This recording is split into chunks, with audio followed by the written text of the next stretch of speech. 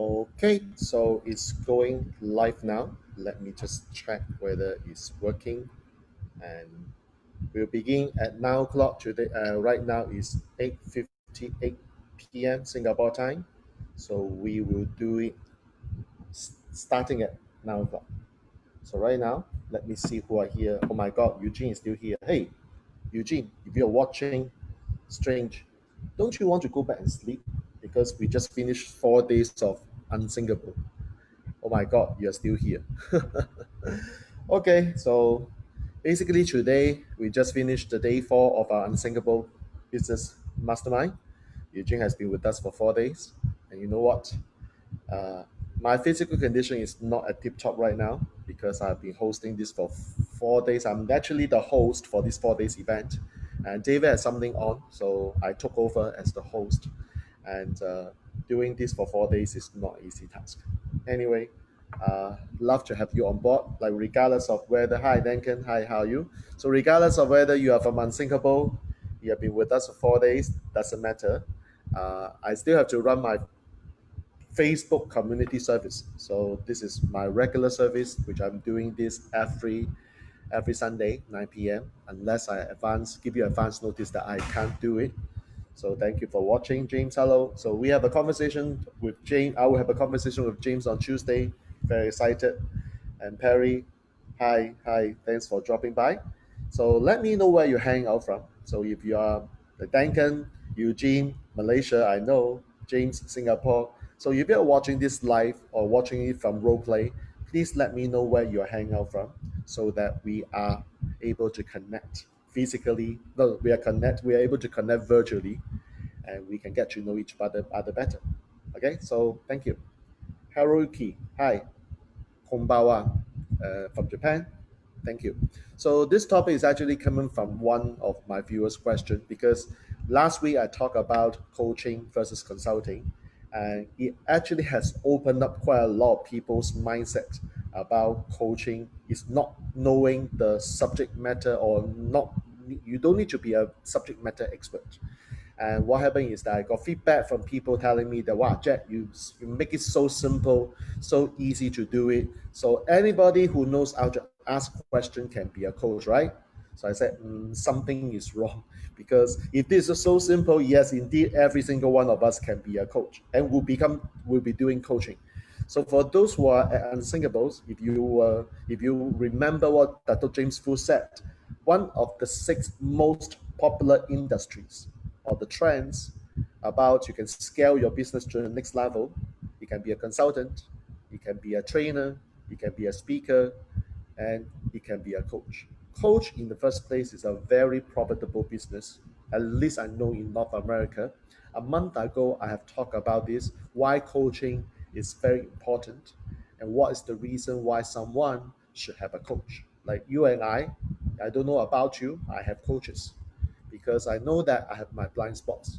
So it is very important to understand the concept of coaching and what coaching is about. So just to recap what we said, coaching is about your way of asking questions. Your job is to ask questions to your coachee so that your coachee is able to understand the choices available due to the blind spot. Because the coachee basically has this blind spot that he or she can't see it. Your job as a coach is to help the person remove the blind spot so that the coachee is able to see different options. Also, I call it choices. So that's what I said. So if you are in a coaching business, I want to congratulate you that this mission is not an easy one.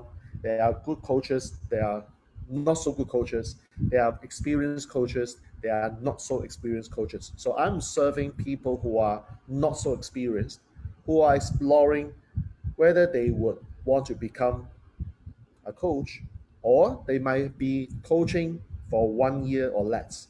They want to know what is the next step, how would they be able to move forward to the next step.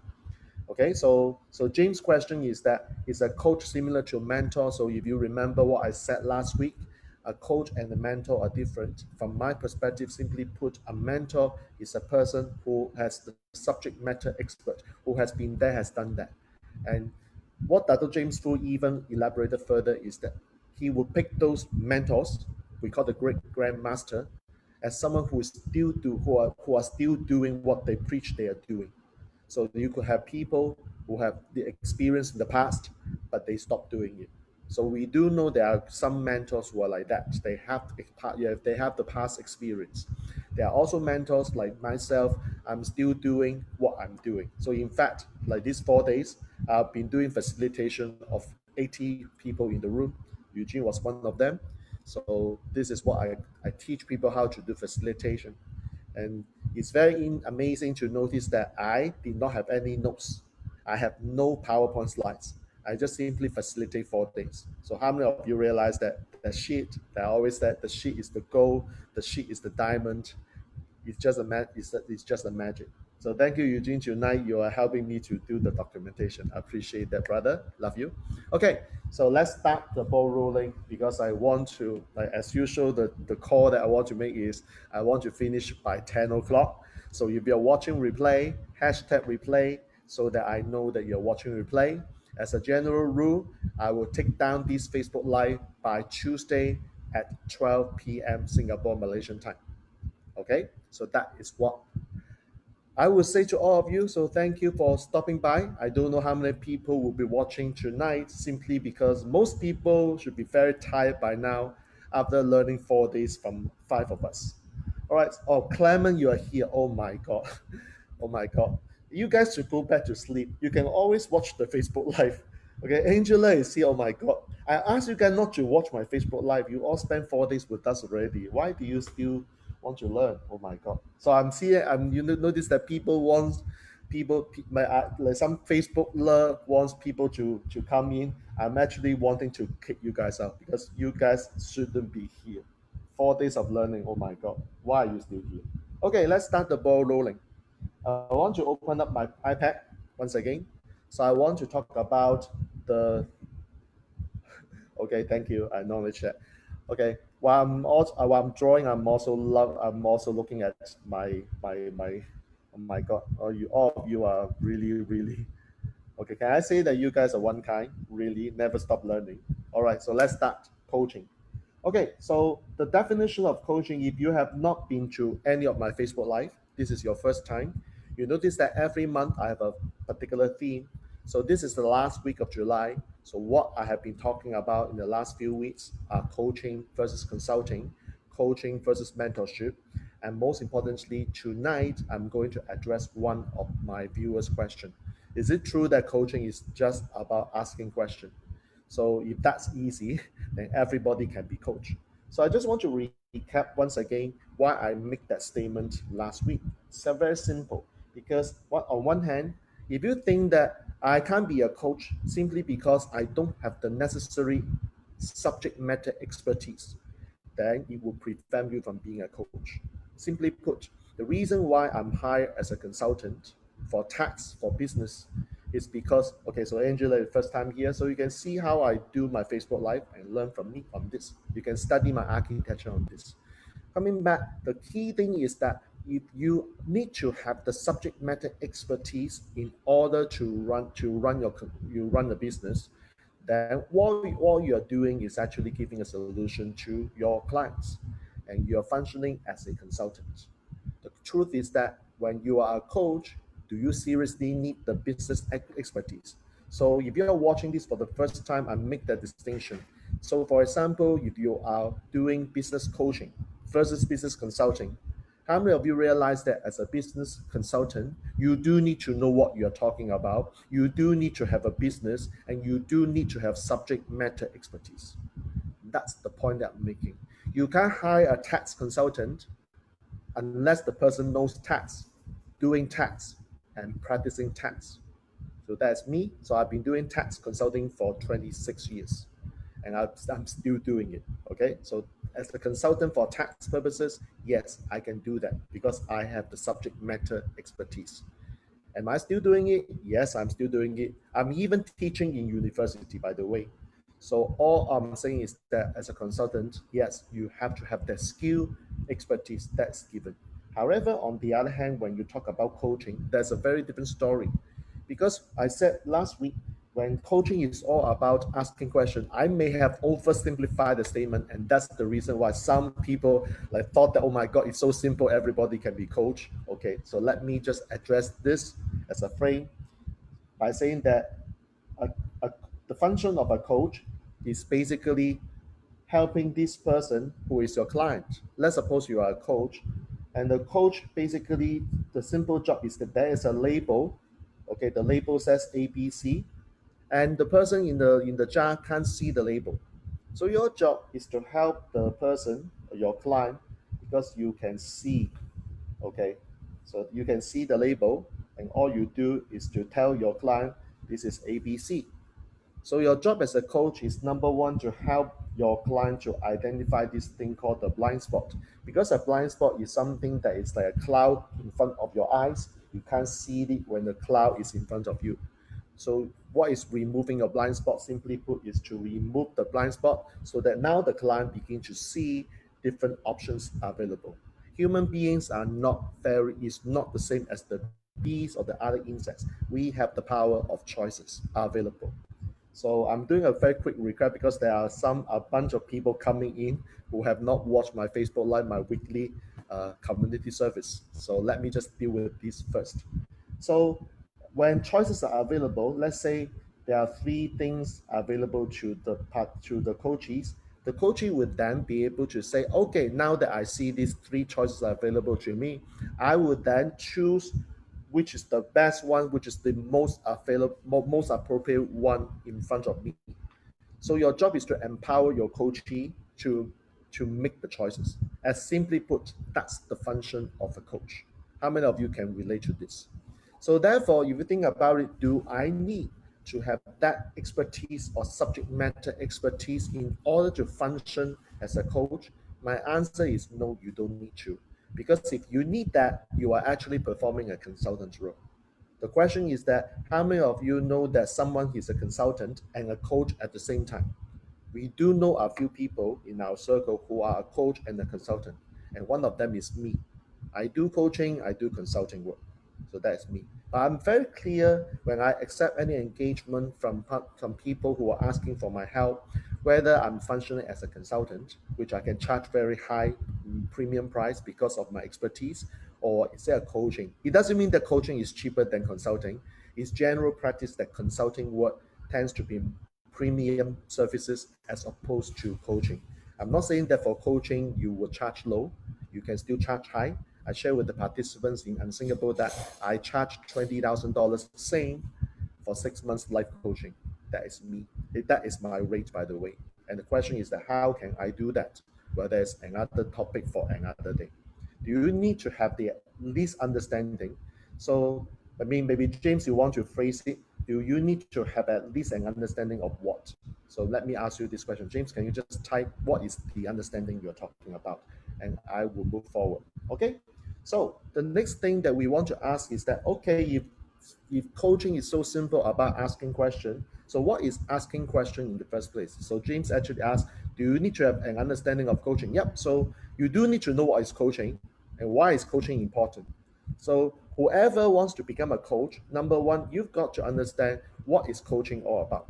So if you take up my definition, coaching is about helping your coachee to be aware of the blind spot in front of him or her and empower the coachee to be able to make choices. If you take my definition, yes, this is the definition of coaching. I do know there are coaches out there who will give you different definition. But that being said, it is their problem, not my problem. It's their business, not my business. If you choose to follow my definition, that is my definition. Okay, so we are all entitled to different opinion, by the way. So the next thing that I want to, oh, Barry is watching also. Barry from South Africa, one of our blessingers trainers leader. Thank you for watching. Okay, so coming back to this thing about asking a question. So let's phrase it. Let's face it. Yes, as a coachee, okay, I need some help because of the blind spot. Okay, so as a result, your job here is to, okay, this is you, this is the coach. Your job is to ask question. Yes, asking question is always one thing, and there are always techniques of asking question. Okay, I'm not going there yet. I will in a moment. And the other thing that you may remember I said last week in on my Facebook Live is about your listening. I always believe two things here. Number one is your ability to ask questions, and number two is your ability to listen with intent. And this is always what I preach to all the coachee, and that is what a coach is supposed to do. Because at the end of the day, if you are not going to ask question or if you are not listening what the coach is telling you, then unfortunately that coaching function will not be fulfilled. And that is my work. So Deborah, and thank you for watching this on Sunday morning. Every week I see Deborah here, and thank you. Coaching in my practice is more of holding my clients accountable to plans made together in my consulting capacity. So again, this is a very good observation. It is about how you structure your deal with your coachee. You always want to ask your coachee, what do you want really? And your coachee may tell you something, and then what you do is to clarify with the coachee the outcome, which is something that I'm going to address later on because there are missing pieces. So I oversimplify the statement, and that's why I got that question. Is that so simple by asking question? Well, let's first of all face it. There's another missing piece, that is listening with intent, listening by not by ears, not hear just hear by ears. You also need to listen from your heart, with your heart, to see what's going on. So this is about listening with intent. That's my definition. Okay, enough said. So I've already spent 15 minutes in this Facebook Live. Basically, is to recap what I said last week. So what are the missing pieces? Okay, here we go. Number one, I recall in my NLP training. So I throw in the three-letter word called NLP. I remember the day when I started my coaching in 2008. I was so scared. I was freaking to death. Why? Because I didn't know what coaching is all about. I went to coach training and I didn't know what to proceed and how to proceed. But there is a menu. So I recall that I was given a menu, and what happened is that the menu, of course, has some guiding questions. Yet the biggest problem I see, hello, hello, Chan. Chan is from Myanmar, one of my students in Master Your Stage. Hello, how are you? So the question I got from the menu is the list of questions that I can ask my coachee. Okay, sounds good. I got the questions. It's just like people asking me when I teach sales, do you have a template? So that was the time. But even though I have these questions, the biggest problem I've seen is I still don't know how to do it. Because if I were to focus on the questions, I lose the rapport building with the coachee because I'm not connecting with the coachee. So at times, because when I focus on myself, getting asking myself whether I've asked these questions properly, everything is about me, myself, and I.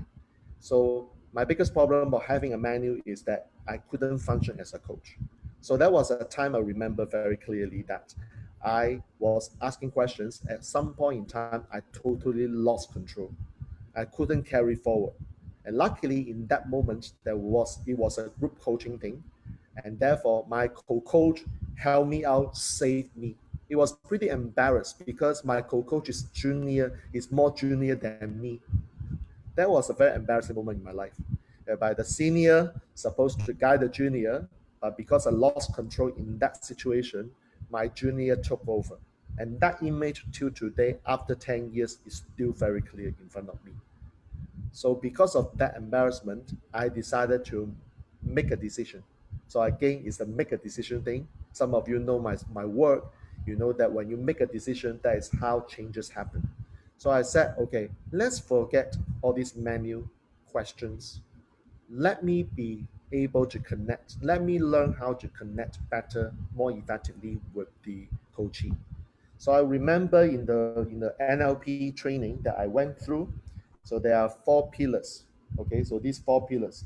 If you ask Richard Bandler or John Lavelle, they may not know these four pillars because these four pillars, the sources of which came from my NLP trainer in Singapore, from whom I became an NLP practitioner and subsequently a master practitioner. So when I went to Orlando to do my NLP trainers training, I asked John Lavelle, uh, whether he's aware of these four pillars. And Lavelle said, no, I don't know all these. Oh my God. So it is actually my NLP trainer's stuff, not John Lavelle's stuff. So I came from Society of NLP, so I'm an NLP trainer in Singapore. Okay, so enough said, let's come back. So these four pillars will allow you to effectively function as a coach. So let me ask you this question. If someone were to ask you how to coach somebody, how to coach somebody. So if you have being asked this question, how do I coach someone? My answer is just one thing called effective. How do I become effective? That's the point. So if someone like James asked me, so how do I coach her? You just reply. My reply is that effectively. That's it. So then you're scratching your head. What do you mean by effectively? So let us just for tonight spend that 20 minutes going through these four pillars so that you know what is effectiveness. Okay? And by being effective, it doesn't mean efficient. There are subtle difference between effective and efficiency. Let me explain this first. What is efficient? What is being efficient? Efficient means that you can go from point A to point B, okay, in just speed, with speed like lightning speed. Soon, you just go there, okay. So the question is about the speed, but my question to you is that is point B really your destination? That's the question. So you can go to point B with lightning speed, and yet eventually you realize that, oh, B is not actually the point of destination I want to go. So being efficient is one thing, it's all about speed, but it doesn't guarantee that you hit the right direction. That's what we call doing the right things. Okay, doing the right thing, which is speed. So what is effectiveness on the other hand? What is being effective? Effective, on the other hand, of course, it has a function of speed. You also have this thing called the right destination. So how do I set off from point A, knowing that point B is really the point of destination, and I can achieve the result of going to point B the right direction with lightning speed. So being efficient is not good enough. You need to be effective. How do I know that point B is my outcome? Is the exact point of destination I want to head to? So that's why part of that requires you to have the clarity. If you are not clear whether point B is your point of destination, then what happens is that, well, you can go to point B, but you may be wasting your time. That's why in my world, I focus on efficiency, but not just efficiency. I also focus on being effectiveness or being effective. I need to know whether point B is really the point of destination I want to head to, and then I would find a way to hit point B as fast as I can. That is the difference between being efficient versus being effective. And Jack, why do you have to spend time talking about being efficient and being effective? Remember, I said a while ago, when James asked me, how do I coach somebody? And my response is being effective. Okay, which means that there are some elements you need to look at. So let's go through this. Number one, okay, so pillar number one is what we call building rapport. Does anybody know what is building rapport? Well, what building rapport means, right? So if you don't know, the first place you go to, write this down, google.com, and you can Google this word, rapport. Because building rapport is the first pillar of all coaching. If you can't build rapport with your coachee, let's not talk about asking questions. You cannot even open a conversation. Does that make sense? So learning how to build rapport is a very important thing. Sometimes I ask people, like, why are you not able to have a conversation with somebody?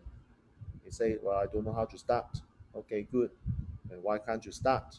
I don't know how to open my mouth. What do you mean by you don't know how to open your mouth? You just open your mouth and say something, but I don't know what to say. Gee, I'm talking to a kid or an adult. Don't you know how to open a conversation or initiate a conversation? Okay, I got you. Start. But I still don't know what is the first sentence or what is the first thing I should say. So building rapport is not just about initiating a conversation only, because if you think that 7% is word in our language, in our communication model, 7% is the word, then there's 38% of what? The tonality, and 55% of what? The body language. Some of you may have experienced this, the 7, the 38, and 55. If you don't know what it is, I don't have the time to explain. 7% words, 38% tonality, and 55% body language. Okay, go and Google this. There are tons of literatures on this. So part of building rapport is not just about asking questions. It also requires you to match the tonality. It also requires you to match the body language. And by the way, when I say matching the body language, mismatching is actually matching. So I say it one more time. Mismatching is actually a form of matching. We do know in our circle there are people who are mismatches. Like when you talk to someone by looking left, the person will purposely look to the right. This is called mismatching. But this is a form of matching. If you look at this, it's very fun to observe all this body language matching. And how about tonality? If the person is loud, like my partner David Tra, are you going to speak softly? If let's say the person is speaking softly like me, are you speaking loud? So tonality plays a very huge part. So think about the tonality and body language way before you even open your mouth and answer a question. It's not exactly mirroring, James. So mirroring is just one of the technique of matching. There are a lot of things. Mirroring is just one of the techniques. So you want to study more, Google rapport, and you can find tons of things about building rapport. Okay, the word is very hard to pronounce, by the way. Mirroring, okay, is just one of the many methods of building rapport. So before you open your mouth, have you actually checked where is the environment? Where is it? Where is this place where the coaching is conducted? Oh, hi, Maria, from Arizona, Phoenix. How is the temperature there? You said 112 or 120 right now. I know that Arizona is very hot at this point in time, hotter than Singapore. Thank you for watching on Sunday morning. So coming back, when you are doing something called asking question, where are you with this coaching? Are you in a conducive environment? Do you find a right place, appropriate place to conduct this coaching? Or nowadays, because of COVID-19, most of my friends and I are doing coaching online. Are you in a place which is quiet? So I've just invested a mic. Some of you may not notice that I've got a pop filter here. This is because over the weekend, last week, I made a decision to invest in a mic so that I can have a better voice in the when I'm doing all this broadcasting. So are you able to create a sound? Are you able to communicate with clarity, with a sound not in a noisy place? So all these are part of the building rapport. Because rapport is not just about what you say and how you say it, it's about the environment as well. So just understand it is the whole context. Building rapport is not just about mirroring. Have I not proven to you, James, that it's just one small part? Okay, so now that you have done the rapport, this is where the trust begins. Trust doesn't build is not built overnight. Trust is built over time. So the question is that if you want to build trust with your coachee, the first thing is that you need to create this environment such that the coachee will feel comfortable and be willing to open up. The key is this: in order to get the best of the coaching experience, you need to allow space and room for the coachee to open up. So-called the digging the bottom technique, or use a shuffle to or hammer to dig, dig, dig, dig, dig, dig, is what I like to do. Okay, so this is the first piece. What's the second piece? The second piece is called, in NLP we call it WFO. So if you don't know what is WFO, it's called well formed outcome. This piece WFO is very important. What is your intention? So when you have been following my work, like in Unthinkable, I talk about this too. In the 4 days, I asked the people in the room, what is the intention on day one? What is the intention on day two? What is the intention of day three? What is the intention of day four? In the coaching service, whenever I got a coaching contract, I asked the coachee, what is your intention in this in this period working with me? What do you see? What do you feel? And what do you hear? So it sounds like very interesting, right? What do you see? What do you hear? And what do you feel? Or some people will say, "How do you feel?" Doesn't matter to me.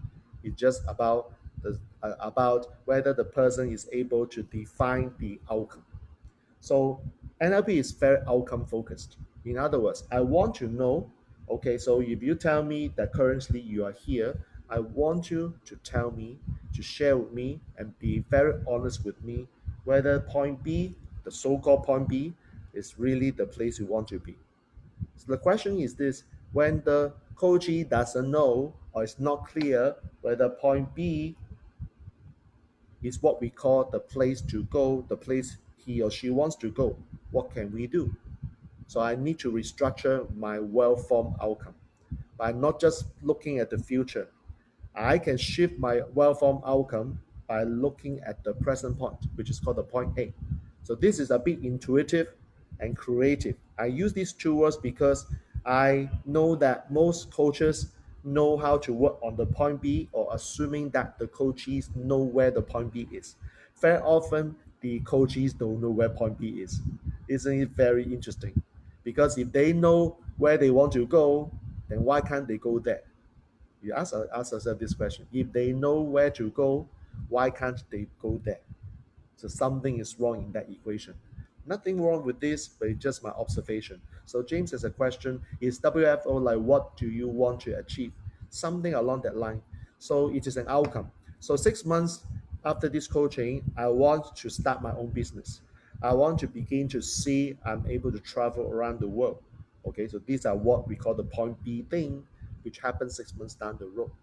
And some people will say that I just want to have more time and more money freedom. A very abstract word: money freedom, time freedom. So as a coach, you cannot just take it as, okay, this is your point of view, right? Okay, let's start. You need to clarify what exactly it means by having the money freedom. What exactly does it mean to have time freedom? What do you see about the picture when you have this time freedom? Where are you? So you see that the outcome clarification, which is a very powerful coaching technique called outcome clarification. I don't know whether how many of you have heard of this phrase called outcome clarification. You need to clarify this outcome because you can't take on any coaching assignment without this point B being clarified. And this is the mandate for all coaching. You don't have a point B, you can't start. Yes, I can be intuitively and creatively focused on point A, but you still have to put this coachee in the place in future, in terms of the timeline in future, so that the person can see, hear, and feel this is the right place. At least based on what he or she knows right now, that point B is the right place to go. Okay, who decide whether it's the right place or not? Is that you, the coach, or is that the coachee? You cannot tell your coachee that point B is the right place. Never ever do that. Because if you do that, you are not doing coaching. You are doing consulting work. This is something that I'm very passionate and very, very brutal. Tell the brutal truth to all my coaches who are learning how to coach, that you do not want to end up as a consultant by giving advice. Your job never ever is to give advice. When you give advice, you are a consultant. And that is my mandate to all of them. So whenever I see some people, my students who want to be a coach or coaches, they start in the consultant mode. They say, "Let me give you a suggestion. This is the point B that you should go, and the reason why you should go is like stop. You are a consultant, or are you a consultant, or are you a coach? Why do you give that person opinion when you're not first of all living his or her life?" So there's no right or wrong on this. However, from a coaching perspective, you do not give advice because you are not living in the life of that person to start with. Okay? So outcome clarification, coming back, outcome clarification or clarifying the outcome is so important. You want to help, you want to help the person, the person, the coachee, to begin to see this picture. So let's say this is the point B picture. You want to help the coachee to see, like, where are you? What is this place? Who are you with? what's happening in this picture. You need all this information. So what are they telling you? So let's say if this is a, if in this picture he's not alone, he's with someone. Okay, you have established that he's with someone. Who are these people? What are they telling you? What are they saying to you? So again, the question is all this. You need to hear the sound of the voice of these people in the picture. And how about you? What are you saying to yourself? Are you chanting, or are you yelling, or are you screaming? Okay, so therefore it becomes important. And you see the reason why I can just draw all these things without any notes in front of me is because I have been in this business long enough. Some of you will be amazed that when I'm doing all this drawing, there's actually no script, there's no template whatsoever, because it has been built inside my, I call it the tacit knowledge, for a long time. And that's why I can throw this out to you guys. So if you can take good notes like James is doing, I know Eugene, if you are doing, appreciate that. You will help other people watching this Facebook Live to get some notes. Okay, so coming back, you also want to help this coachee to see the picture clearly. So just now I talked about the picture, but I haven't established whether the picture is clear. What do you mean by being clear? It could mean a few things. Number one, do you see color? Like how many colors do you see in the picture? Something where we do in NLP called submodality. So it is a very technical term. So if you've not been to NLP training before, you may not know what I'm talking about. So this is called submodality. So the colors, is the picture bright or is the picture blurred? Is it very far away? Is it zoom out, or is that a very close picture zooming in? So there are a few things we can use to test the submodality to make sure that the person is able to see this picture very clearly. And the reason why you want to do that, that's something to talk about on motivation. Okay, so that links to motivation. The reason why you want to do this is, how many of you agree that you cannot motivate other people to take action? I've said this on my LinkedIn, I've said this on my TikTok. Last week, I spent literally one whole week just to talk about motivation. I create TikTok videos, but these videos, none of these videos will inspire, will motivate you. It might inspire you, okay, but it will never motivate you. I've got one very interesting comment by one viewers on my TikTok channel, and I asked like, how do you motivate yourself? And he said to me, I don't know his identity, so I just assume he's a he. He said to me that by watching your video. I was like asking myself, watching my videos, how does watching my video motivate you? I say, I can't motivate you. I can only inspire you to take some action. But who decides to take action? Ultimately, it's the coachee. Ultimately, it's the viewer. Ultimately, it's the other person. So thank you, James, for writing this down. It's called intrinsic motivation versus extrinsic. I literally have been spending one whole week just on this topic.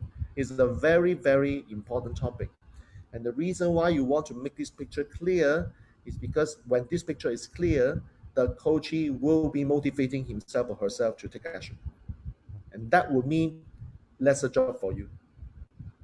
As a coach, isn't it true that when your coach is willing to do the work and follow the direction, less work will happen on you? And you make your coaching journey, your coaching experience much easier, less hassle. How many of you will love this? So I'd rather spend time in my initial journey with this coachee on outcome clarification to make sure that this objective is achieved. And then the next thing is to ask the person, okay, are you able to initiate this outcome? So this is something called self-initiated. In other words, he will control the outcome, not the environment, not external factors. He will be able to control the outcome. He will be the one being able to maintain. So self-initiated and self-maintained. These two words are by far very important. Okay, so therefore, who is responsible for this outcome? Is that the coach or the coachee? Right? So you know the answer. It's not my job. It's the coach's job. When something is not working, whose responsibility is that? Is that my job or is that the coach's job? When something is not working, will the coachee blame me, blame the world, blame James, blame everybody under the planet except him? Of course not.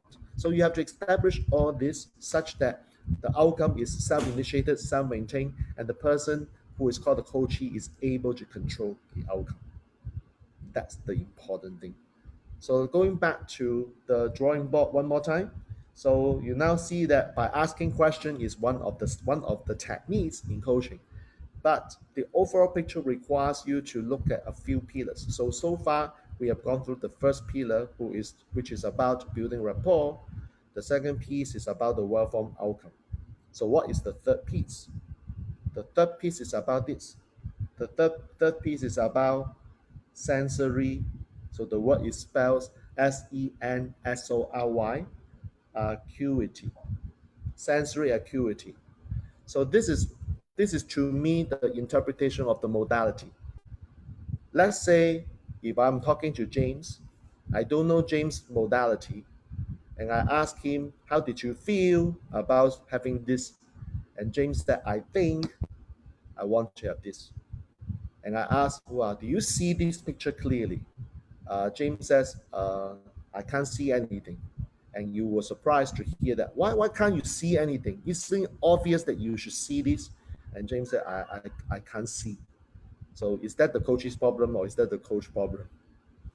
Okay, so something about sensory acuity is like, are you able to see, hear, feel? So I'm not going into the taste and the smell because by right, the whole five senses we have is VAKOG. So it's visual, auditory, kinesthetic, olfactory, and gustatory. Gustatory. So in case I didn't pronounce properly. So O and G is part of the K. So we typically in our NLP world we just say BAK, BAK, BAK. So if James is the modality of James is to feel instead of think, your languaging has to be shifted to be able to see, to be able to be with James' modality. Why can't you see? Well, because I have worked with a lot of participants in the past and they respond that I can't see. Why? Because you notice that what they do is they will close their eyes, they begin to have their hands covered this way, and they put their hands here and feel. And you'll be like, oh my God, why do you have to feel? Can't you see that? Guys, listen, this is the modality. If that modality is feeling, you need to respect that. It's not about you, it's about them. So this is one thing that I profess that I'm not an expert. This is the biggest problem I have because I think I don't feel. I know myself very well. So when I'm working with people who can think, who prefers thinking over feeling, it is easier for me to work with. When it comes to the person who prefers feeling over thinking, I will have a little bit of problems because I can't connect with them easily. So that is something that I know. And therefore, as a coach, regardless of how many years of experiences you have, you need to work on yourself. You need to open up your peripheral vision. You need to be aware of the surrounding. You need to be aware of what is coming to you as a feedback. And this is what I call sensory acuity. So I give you one more example. How many of you noticed that I loved to tell you a story? I use the word tell you a story. I don't say that, wow, you can see the people in this story. Or do you feel that this story is empowering? I love to tell you a story. I love to say that does it sound familiar to you? Does it ring a bell? So my modality is actually auditory. Most people are visual, I know. I happen to be one of the few auditory learner. So sometimes when I do coaching, especially in the life coaching, I will say that the reason why I'm not looking at you is not I do not respect you. I'm paying attention by listening through my ears. So I need to keep that disclaimer sometimes. Or else the coach will say that, why don't you look at me? Aren't you respectful to me? So this is why I'm aware of my modality. I want you to be aware of your coach's modality. Again, this is beyond just asking questions. So how many of you have learned something so far? Building rapport, well-formed outcome, and sensory acuity. So the last piece, this is of all four pieces, building rapport is most important one. Well-formed outcome is important, and sensory acuity Of all four, this is my weakest link. I need to work on this. I'm aware, even though I've been doing this for 12 years, I'm still quite weak on this. Okay? So you see that I'm just a man. I'm not like an expert on this. The reason why I'm sharing with you all these things is, guys, especially those who have just finished unthinkable, as long as you are one step ahead of whoever wants to listen to you, you can already start this Facebook Live. How many of you find that starting a Facebook Live is not too hard? As long as you have something to share from your experience, you can do this. So I want you to understand that building content is not difficult. Okay, let's come to the last piece. What is the last piece? Full plate, full of words already. So I'm going to push down and do some. I will draw here. So thank you for still watching. I can't believe that we started with only 3 people. At 9:43, there are 24 people watching. So thank you for that. So once again, this is my weekly community service, which I'm doing this to serve my viewers, my audiences on Facebook, and I sometimes will answer questions. And most importantly, this is something that I do for free. I don't have any funnel for this. I'm just giving you some good information so that you are inspired but not motivated to take some form of action. Okay, coming back. What is the last piece? The last piece, I like to use this word called behavior or behavioral, okay, flexibility. What is BF? Not BFF, behavioral flexibility. That's like, how flexible are you? So people who have been who have been to Unthinkable these 4 days, some of you who are not from Unthinkable, you may not know what happened. But for those people like Clement, Eugene, Angela, you see that I'm quite a flexible person in these 4 days. I have demonstrated of 4 days the ability to facilitate the room without any notes. I have demonstrated my flexibility to teach you stuff yesterday morning and this morning without any notes. Imagine, like I remember I said at the beginning, the first time when I did coaching, I have the menu, I have the template, I have the list of suggested questions, and I was frozen completely. I was there because the question is that when I focus on the template, the questions, what happens is that I cannot connect. So I learned a lot about this behavioral flexibility. I remember when I do my, well, it's not technically free flow. That is an outcome. So the free flow is that I just do it any. If Clemens free flow means anyhow, then definitely it's not anyhow. There is a reason why I do certain things at certain point in time. Okay, understand? There is a structure. At the same time, I don't like to be guarded or be bounded by these templates.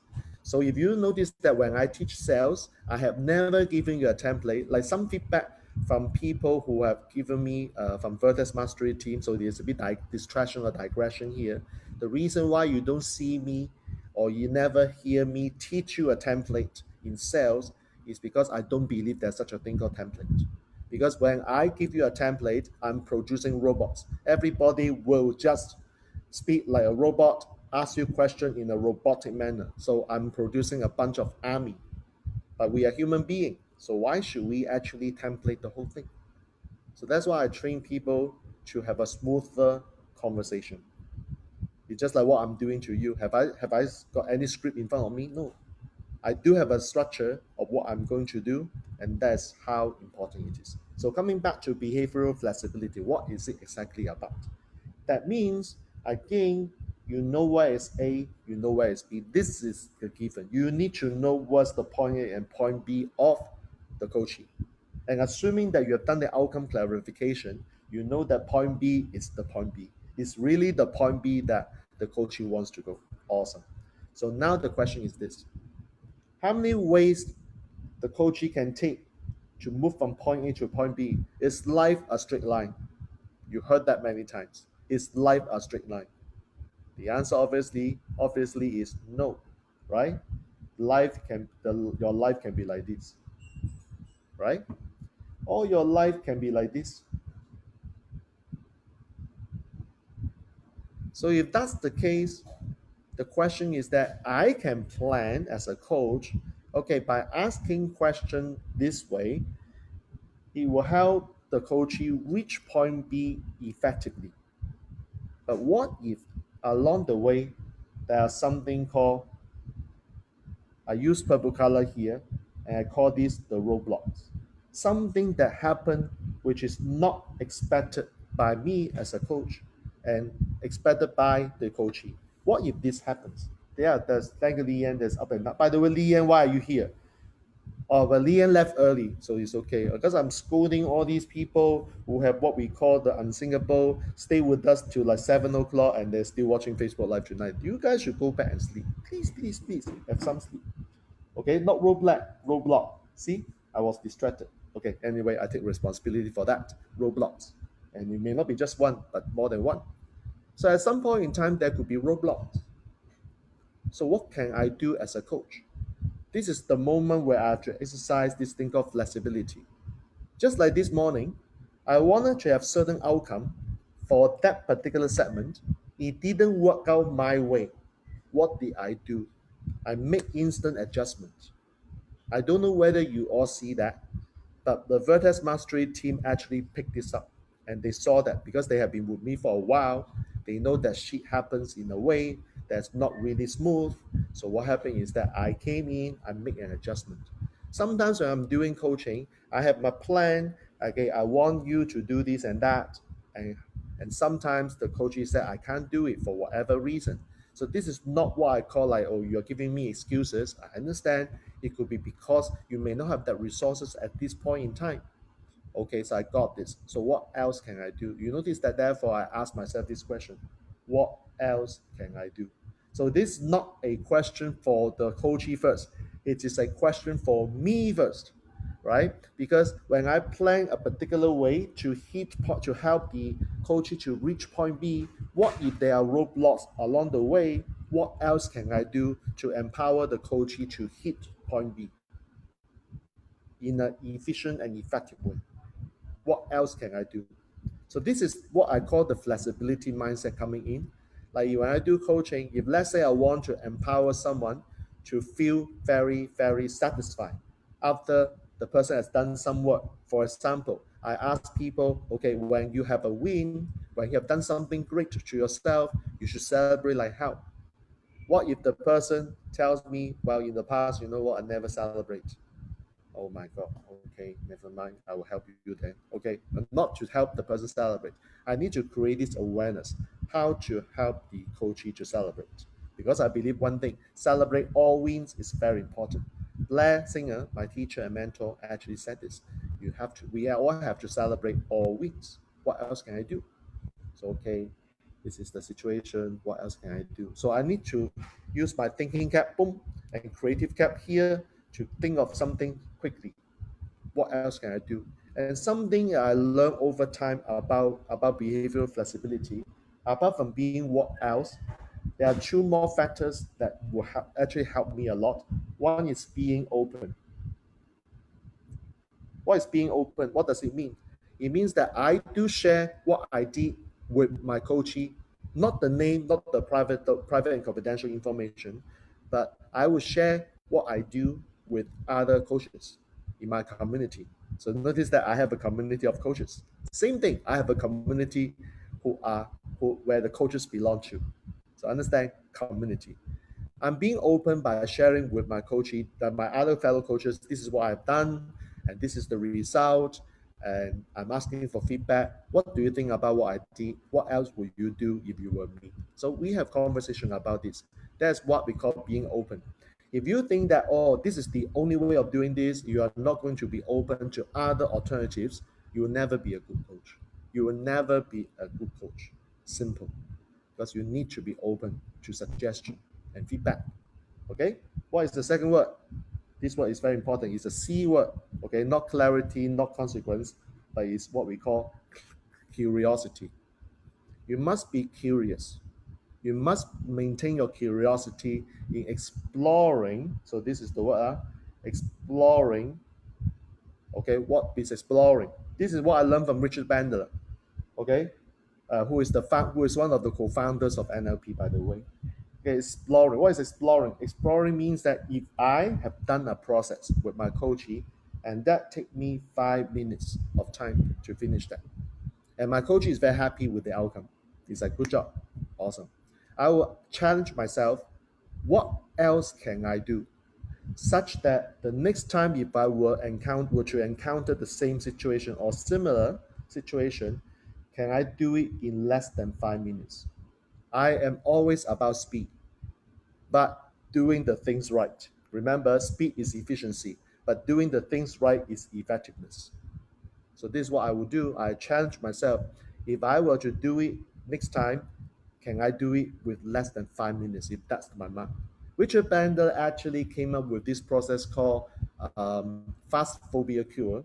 It's like, how many of you are afraid of snake? Like that classic example, how many of you are afraid of snakes? And Richard Bandler said, well, many people will go to see the therapist or some other counselor to help the person remove this fear. The reason why it's called fast phobia cure is in Bandler's mindset. Bandler asks, how can I help this person remove the fear of snake as quickly as possible? That's called fast phobia cure. So if other counselor or therapists can do this process in 4 hours, Bandler's mindset is that I want to do it by less than 4 hours. So typically when we do fast phobia cure, we can achieve with the result within 15 minutes, not 4 hours, 15. That's what Bandler has taught me. Looking for speed and go to the right direction. That's what curiosity is all about. So I always challenge myself, okay, this is the version one, 5 minutes. When I do it again, version two, can I do it less than five? When I do it one more time, version three, can I do it even less than 5 minutes? So that I am able to achieve the outcome for my coachee, and the coachee is happy, and the coachee will say that I want more from you. So when you make your coachee happy, you can have a renewal of your contract. Isn't it cool? So you don't want to spend time and waste time and do something that could have been done in a shorter period of time. Because at the end, your coachee pays you not because of the time you have spent. The coachee pays you simply because of the result that they generated. Remember this, coaching is about result, not about the process. If I can do this process within 5 minutes to achieve the outcome, can I do the same process within a shorter period of time? That's why coaching requires you to constantly learning, constantly exploring, and being open to receive feedback. Maybe the other person in this situation said to me, hey, Jack, have you explored this idea? This is pretty cool in my case. You may want to test it out. Dot, dot, dot, dot, dot. I said, oh, that's cool, man. Well, let me use it in my case next time. Thank you for that. So you are not going to be solo coaches. You can be you can belong to a community of coaches. That's how you can learn from each other. That's why I emphasize a lot on community. That's one of the reasons. Okay, so with that, now you realize that, oh my God, I've got these four pieces. It's not just about asking questions. So I hope that the person who asked me the question, Jack, is coaching just about asking questions? By now, you know that it's not that simple. There are a few pieces, these four pillars. Number one, building rapport. Number two, help your coachee to see the point B clearly and make sure it's correct, called the well-formed outcome. Number three, to understand the modality. See, hear, and feel, or VAK, visual, auditory, and kinesthetic. Okay, and number four, be flexible. Behavioral flexibility. That's the one that I believe. To end this Facebook Live, which is, oh my God, I think I am able to finish it based on my timeline. It will be stretched just beyond 10, but it will be just one final piece. I just want to share with you this flexibility with one example, which is a real example, by the way. I'm not here putting down other NLP practitioners. I'm just sharing with you my experience, okay? So if you have NLP license or certifications from somebody else, no offense, I'm not here saying that they are not good. I'm just sharing with you this experience. Okay, so here's the thing. Here's the thing. I'm not going to name the names. I'm just telling you that in the world, there are different NLP trainers. Okay, so when one day you come to my NLP training course, I'll explain this in detail. Okay, but it is a public service. I don't want to name names and offend other people. In private, I can do anything. Okay, so let's just talk about A, B, and Richard Bandler. Why I can mention Richard Bandler is because I'm licensed by Richard Bandler. Okay, so Richard Bandler is my licensor. I'm licensee. That's why I can talk about this. All right. So now maybe I will not talk about A or B. I'll just talk about A versus Richard Bandler. Okay, this is what I know. There are NLP training courses out there whereby they will give you a system. They will give you steps. They will give you templates. They will give you processes. Step by step. In other words, it's like the whole blueprint given to you. Nothing wrong with that. In fact, I like this idea because when you can transfer your system to someone, this is how you can charge.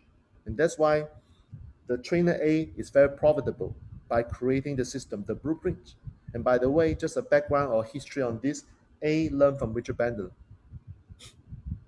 Okay, I'm not going to name names. I'm just telling you that this guy A learns from Richard Bandler. However, he created, I say he already, so he created the system, the blueprint. Okay? On the other hand, Richard Bandler, if you have a chance to go to Richard Bandler, he's quite old now, but he's still very effective. You experience something called, there's number one, there's no system, there's no steps, there are no templates. This is Richard Bandler. Oh my God, no system, no template, no steps, then how do I do? He has one thing, something similar to what I said earlier. He has his foundation, he has his building blocks, and he's very big on well formed outcome, by the way. So what he does is he said that, well, all you need to do is to ask yourself, what is your intention? Wow, intention again. Okay. And you must be flexible. You must be curious and being willing to explore this doing same thing differently. And it's because of that when I was groomed by Richard Bandler, what happened is that I learned NLP and use NLP in my life without any template, any system. I can come up with a process by myself without making reference to these templates. And I can still work on the process very effectively. And that's what Bandler has trained me to become who I am today. Part of this part of this experience for some of you who are in Singapore, you have experienced me why I can be flexible. Part of this because Bandler has given me the awareness of being flexible, being aware of the particular situation and ask myself what else can I do to help my participants to achieve the point B effectively. That's what I believe, and that's what I have been practicing in my last decade. So when someone actually one day I have a conversation with someone who is a master practitioner of this trainer, I happen to have a discussion about fast phobia cure, and then this person said, this person who is master practitioner said, you know what, Jack, I can't do this fast phobia cure. I said, why can't you, a master prep? How come you cannot do this? Because that time when I was doing this for my coachee, I didn't have my menu. I was scratching my head. What? You didn't have a menu? What do you mean by not having a menu? Yeah, because I have been trained to do fast phobia cure with my menu. So without the menu, I can't do that. That's strange. Why do you need a menu? Are you telling me that when you're working with your coachee, you will refer to your menu? You see that I'm open one eye, close the other eyes because that was my facial expression when I was talking to her, knowing that she couldn't do the process because of the absence of the menu. That's strange. I said, well, you know what? In Richard Bandler's world, it's a totally different thing because I can do fast food cure without knowing the steps. I mean, not to say not the step. I know the sequence. Okay, I know the intention behind. I don't need to have the precise questions. Because sometimes if you anticipate what the coach is going to say to you, what happens is that what if the coach is surprise you by answering your question differently and you don't know how to respond? That's why asking questions is one thing. Listening with intent and be flexible enough to change the way I ask questions is the key. So I told her, wow, this is very interesting to see about you guys who have been NLP master practitioners, and yet you need to rely on the menu in order to train. I hope that this is just an isolated incident. I hope that you are just one of those people who need a menu to run through the process. I do hope that others don't have this problem. I just wish that's the case. But since then, I have never got any further confirmation. So when I'm sharing with you this story, the context of which is it just came from one conversation. I was very shocked that a master practitioner cannot run through an NLP process without the manual. That is very strange to me. So I'm very grateful for Richard Bandler, who taught me how to effect or run through NLP processes without any manual. All I need to do is going back to my four pillars: build rapport, well-formed outcome, sensory acuity, and behavioral flexibility. And that's all about coaching. So how many of you have learned a lot tonight in this 1 hour and 4 minutes so far? So just to wrap it up summary. Hi Amanda, how are you? Good morning. Wow, I've got a few our Banco trainers here to this morning. Thank you for watching. All right, so to wrap up coaching tonight is all about one thing and one thing, that is if you think that coaching is just about asking questions and everybody can be a coach, it is just oversimplified. Okay, that's the reason why I spent this week just to clarify. Yes, coaching is about asking questions and also listening with intent. It is only because the context is different from that of consulting work. When you are a coach, you don't do consulting work by giving advices. Okay. However, when you are not doing coaching, you are doing consulting. Yes, you are expected to give advice, quick, fast solution so that you can get paid. That's the key. That's how the context is set. So I don't want to go overboard. And now what we are talking about is there are some other pillars. I've gone through the four pillars. Okay.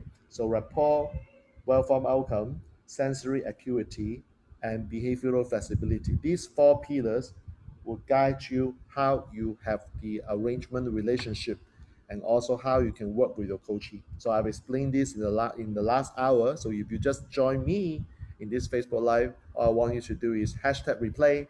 You have the next 36 hours to watch this before I take it down from my Facebook profile on Tuesday, 12 p.m. Singapore time or 12 a.m. Eastern Standard Time.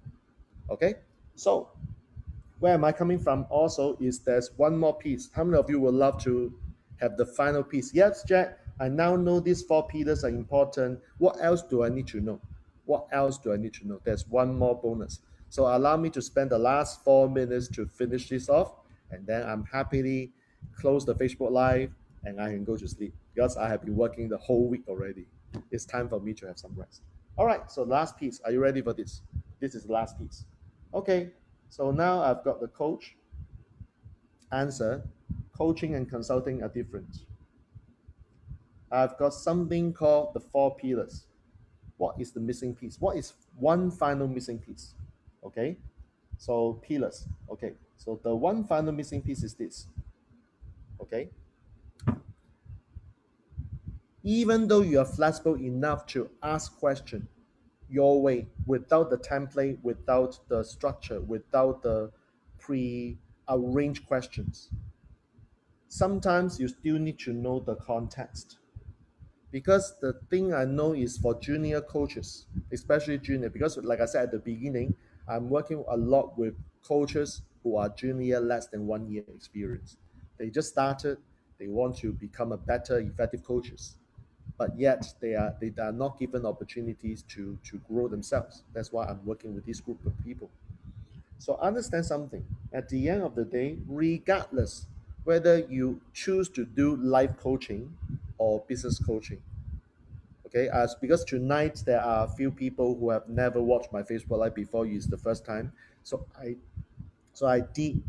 do have to repeat this piece one more time because this piece is important. I don't care whether you are doing business coaching or life coaching. I remember one of the participants in Singapore said that I want to do life coaching, I want to do business coaching, which is better for me.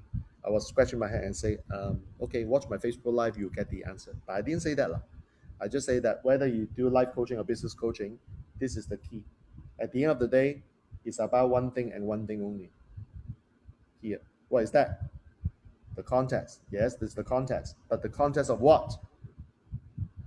I just throw back the M word, not McDonald's, but the mindset. I don't care whether you do executive business or life coaching. If you follow the context, which is to ask questions, listen with intent, and have the four pillars, all it boils down to one thing, and the one thing about the mindset. And why is that so? Because 80% of the success of a person, if you like the 80-20 rule, is about mindset. If you are not having the right mindset, right, what are we talking about? So as far as I'm concerned, whether you do business coaching or life coaching, you are still working on the mindset. Some business coaching clients that I know, and luckily have never had those kind of clients, and these clients will tell you this: I came to you because I want to fix my business. Uh, So you sounds like you want a consultant. Never mind. Let me hear what you want. What else do you want? You don't need to tell me about the mindset because what happened is this, Jack. You must understand. My mindset is very clear, and I know everything about me. You don't need to be here to tell me what I should do of my mindset because I've done my part. I said, oh my God. These are the clients. These are clients that I wish that you will walk away quickly. Honestly, you want to quickly walk away. This is what we call stubborn clients. When a person said, I'm good in mindset, I don't need you to help me on mindset. Just teach me all the skills that I need. This is the time you have to make a decision. Perhaps the person is looking for a consultant. It's not the mindset. It's not about the coaching. I will just choose to walk away. I don't want to do this. So you could have in the business coaching world, some people telling you that I don't need any mindset coaching.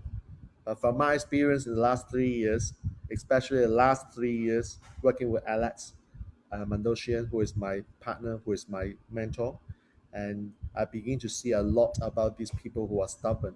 They thought that they don't need the mindset shift. Yet the biggest problem why they are still stuck, why they cannot go to the place they want to be, is actually about the mindset. It's not about additional skill. I always share with participants in my life, in my virtual trainings, that you guys are good enough. So if you are still here and you are from Singapore in the 4 days, you guys are good enough. You don't need another skill. You have enough things with you in the 4 days. And if you are from Unstoppable, the 3 days, like last month, the 3 days, you guys have got enough. You don't need another. You don't need additional skill. What you need as a result of going through all this learning process is about number one, are you willing to change? Are you willing to change your mindset? That's why I'm very big on this word mindset. Are you willing to change? Because if you are not willing, no matter what you learn, what you are getting, or what courses you attend, you will simply not able to learn and grow. Mindset is always the most important thing as far as I'm concerned. The next thing you have to ask yourself is this. Isn't it very interesting that mindset is key? And what is that 20%? The 20% is your motivation. When you become clear with what you want and you are willing to surrender yourself in the process of growing by working with your coaches, then the next thing the coach, if the coach has done a good job, which I presume by right it should be, then it's the coach's job to inspire you to take action. To inspire you to take action. Remember, I said earlier, the coach is not here to motivate you to take action. The coach can inspire you. At the end, you did or you do have to have the motivation to take action. Because how many of you realize that it needs two hands to clap? The coach may say, I will do my part. But if the coach said, no, I'm not going to do it, yeah, that's called clapping. Is that called clapping hand? Does it happen? No way. So the coachee has to be motivated by himself or herself to take action. And one thing that I know about motivation is that if I'm not doing a job right, what happens is this. The coach will say, I will do it. I will do it. But later, the coach said, yeah, I forgot to do it. And the reason why I didn't do it was because. So the coach will give you a lot of reasons, not results. And as far as the coaching arrangement is concerned, you will find that this is not a happy experience. When your coachee is not doing the work, when your coachee is not doing the work, you as a coach may not feel the fulfillment. That's what I know. When my coachee does the work, I feel happier. Okay, about being happier. I feel the sense of fulfillment because my coachee takes my direction and and does the work and have result. That's what I'm after. So Deborah earlier on mentioned this word accountability. So another thing I really want to bring up is this word accountability. Ask yourself this question: in your coaching with your coachee, is there any elements of accountability? If your coaching current structure with your coachee doesn't have accountability, this is one thing that will make or break your coaching experience with your coachee. I would strongly, highly recommend that you incorporate these elements of accountability in your coaching program. Without that, the coach may just bluff you and say, yeah, I will do it. But the coach said, well, nobody is holding me accountable. Yeah, I can hold myself accountable. Bluff. I said it many times in my virtual events, I only know one person in Singapore who is self-motivated and make millions of dollars, Adam Khoo. Other than Adam, I don't know anybody else. I am not Adam Khoo. I need somebody to kick me. So I'm aware. So when you do not have this accountability system put in place in your coaching program, you are just asking question and your coaching will just bluff you out and say, yeah, I will do it, I will do it. Then what's the point? And the coaching will come back and say, oh yeah, I feel like doing this at time, but yeah, my mother is sick, my cat is sick, my daughter is giving me all the trouble, and as a result, nothing happens. Because you don't have accountability, that will not work.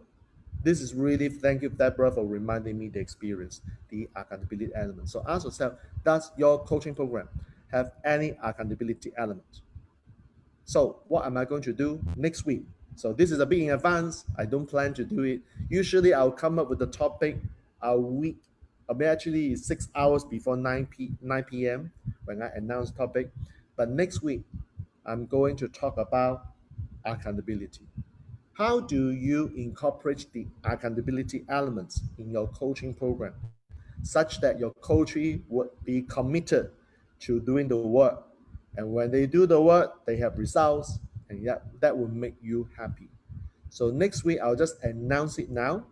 Okay, subject to any final changes, depends on whether there are any good questions along the way. If it is a smooth ride, then next week I'll be talking about accountability. This is a very big word. Although it's a long word, it's a big word. So I'll talk about this. So thank you for watching this 1 hour and 60 minutes Facebook Live. Lucky I don't need to do 2 hours again. All right, that's good to know. So if you can do me a favor, for those who are with me for the very first time, this is how I end the Facebook Live.